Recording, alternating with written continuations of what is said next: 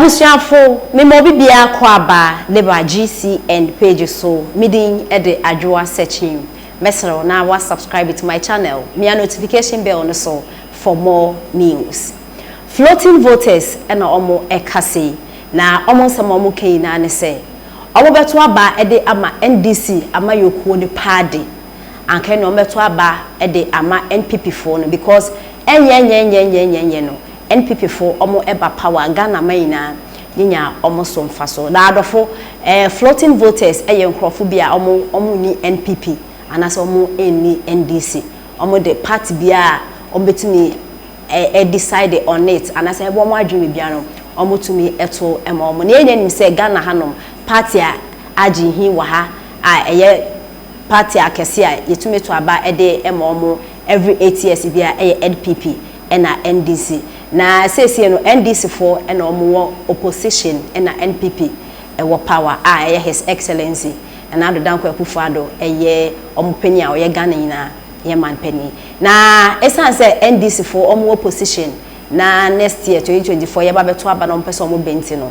ene o man pani da John Dramani Mahama otu menka so otu Frank Campo because omo nto aba ni wie e fan so no ye pani ewo NDC party ni mu aye ni mi say 2024 obe flag bearer ede ama NDC ama yoku no onema oye ne to na to na omampenda da John Dramani Mahama aye no ene nsema wo kanya nsem keto akora ne nsema kesede o kembi na nsema kese omampenda da John Dramani Mahama ekina no o si ni pi esi ni ta se me ba me di we na eba me beye a anase b dabi nembo me no ne nsema o kanyina ne to fan yina ne se abro ye president na Ghana for yes onye na NDC NPP for da ye efa ono omampenda da John Dramani Mahama ne ho na ye hwe se NPP for ba power ene ka ono kro omampenda da John Dramani Mahama no ye nti ye sanso nto aba enfama no na ombeye omanpedi na Ghana for bebre so mo enti asese omampenda da John Dramani Mahama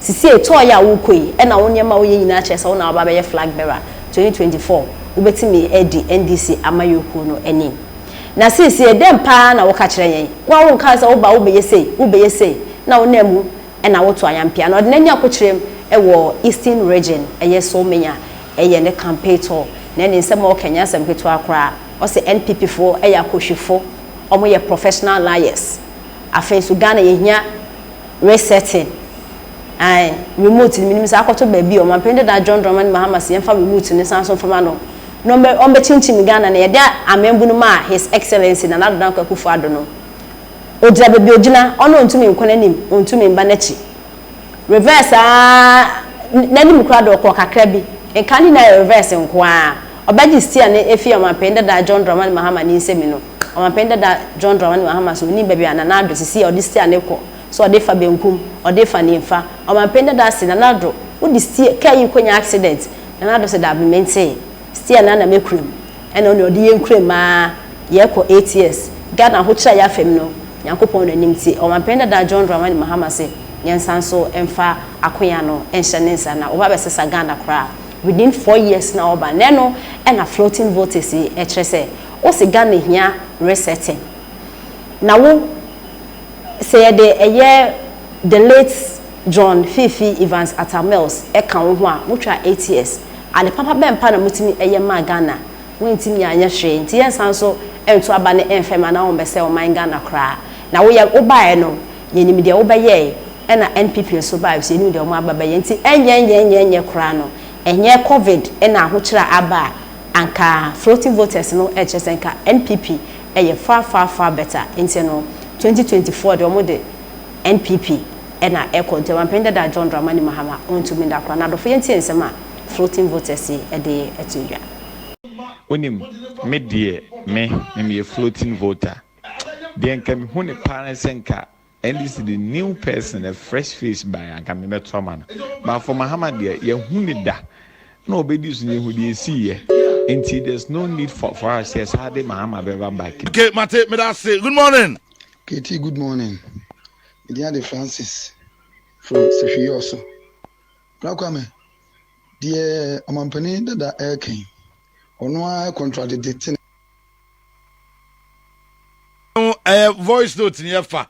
Why? Into the bar na come near court and him be fine. Okay. Kitty. A friend me welcome because I'm free as you are. Kitty, former President John Mahama. The custom near the Adonai said open sympathy vote. On can't beat me a year, nor rest on one. Sir, not now, 2016. Now, do you know who I've grown and another can't go forth?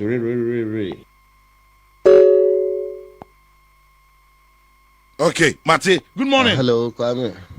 Katie, good morning. Prince Anochini. I'm a Hemo free and Yinam news site. Kwame na ebesre NPP. Hey.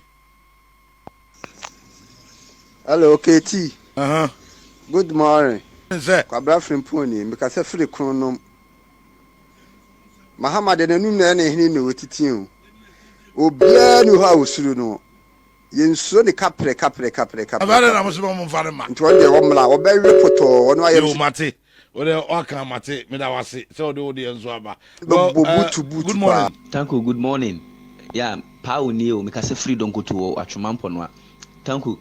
Se John Mahama kase NPP for yesuro na woni me de oka. Enye suro ne ye ka o. Wo so betimi di fie na be sesa Ghana hyebre. Woni mu ho ankwantana ma ne srampo. Wo kasa bebrebe nyina no. Se wo adwene ne nyansa bi a wotimi ka kire Ghana fo se Ghana fo moto ba na ma me John Mahama me ba me be yewi. Oni sa nyansa ne bi, oni sa adwene ne bi. Ye nyusi o do ni sa nyansa ne bi ene de da bi ye nyusi no. Nti me se wa. Good morning. Kasa free asoro maso. Adi we happen the time akufa do that time. And this for I'm ko do ya from na we won to bu from community na akufa. And it is the same way na ekui. NPP and stop no mu kwa mba so ambega na mu ya say Mahama de anhwe ya weto no wa bitu wo na akufa do. Okay, Mate, me da say good morning.